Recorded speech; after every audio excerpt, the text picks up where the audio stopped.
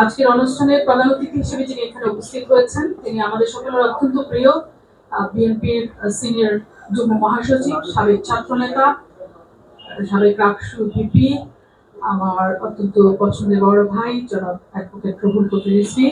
উপস্থিত আছেন বিএনপির কোষাধ্যক্ষ যিনি একসময় জাসাস করেছেন, আমি আজকেই প্রথম শুনেছি মিলাদ ভাই একসময় জাসাসও করতেন।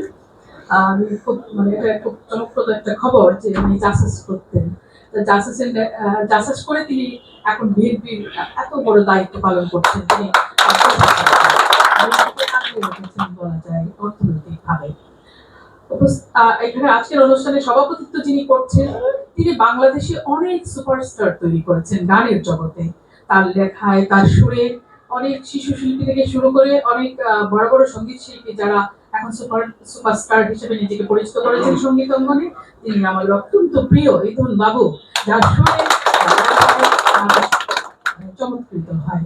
এখানে জাসিসের নেতৃবৃন্দ আজকে যারা উপস্থিত হয়েছেন এবং বিএনপি নেতৃবৃন্দ আছেন, আসসালামু আলাইকুম।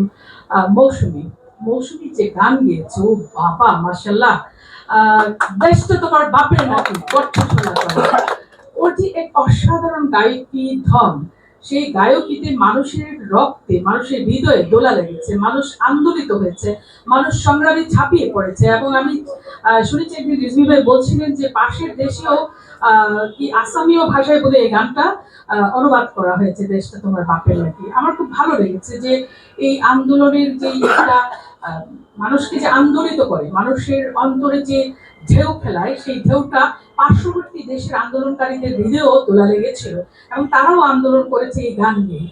এটা অনেক বড় একটা ব্যাপার। আজকে যে গানটি, আমি বিশ্বাস করি যে এই গানটিও বাংলাদেশে একসময় অত্যন্ত জনপ্রিয় হয়ে উঠবে। কেন? কারণ মৌসুমীর গলার মধ্যে এক অসাধারণ ঢং আছে, এই ঢং মানুষকে আলোড়িত করে, মানুষ আন্দোলিত হয়।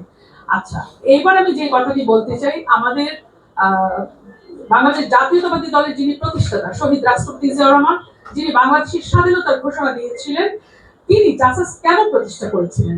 তিনি জাসাস প্রতিষ্ঠা করেছিলেন ভারতীয় সাংস্কৃতিক আগ্রাসনকে রুখে দেওয়ার জন্য। যারা আমাদের দেশটাকে চুষে খেতে চায় প্রতিনিয়ত, প্রতি মুহূর্তে, প্রতি সেকেন্ডে, প্রতি মিনিটে, যারা নানা বাহানায় বাংলাদেশটাকে চুষে খেতে চায়, তাদের সাংস্কৃতিক আগ্রাসনকে, আধিপত্যবাদকে রুখে দেওয়ার জন্য শহীদ রাষ্ট্রপতি জিয়াউর রহমান জাসাস তৈরি করেছিলেন। এখানে উপস্থাপক বারবার বলার চেষ্টা করছিলেন যে আমি জাসাসের নেত্রী ছিলাম। আমি বিষয়টার সাথে দ্বিমত পোষণ করছি এই জন্য যে আমি বাংলাদেশ জাতীয়তাবাদী ছাত্রদল ঢাকা বিশ্ববিদ্যালয়ের রোকেয়া হল শাখার সভানেত্রী ছিলাম। যেহেতু আমি আবৃত্তি করতাম, যেহেতু সংস্কৃতির প্রতি আমার একটা অনুরক্ততা ছিল, আমি পছন্দ করি, সেই জন্য আমি জাসাসের নানা অনুষ্ঠানে যাই এবং তাকে অবশ্যই তার অনুষ্ঠানে আসার চেষ্টা করি। কিন্তু আমি জাসাসের কোনো সক্রিয় কর্মী নই। আমি জাসাসকে পছন্দ করি, ভালোবাসি।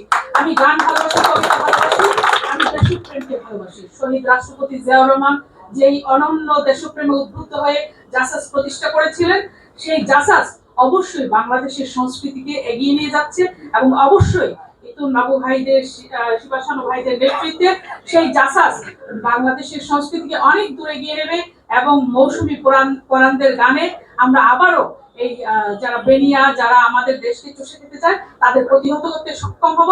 সবাই ভালো থাকবেন। আসসালামু আলাইকুম। বাংলাদেশ জিন্দাবাদ। বাংলাদেশ জাতীয়তাবাদী সামাজিক সাংস্কৃতিক সংস্থা জাসাস জিন্দাবাদ। শহীদ জামর হোক, তারুণ্যের প্রদীপ্ত অহংকার তারেক রহমান জিন্দাবাদ, জিন্দাবাদ।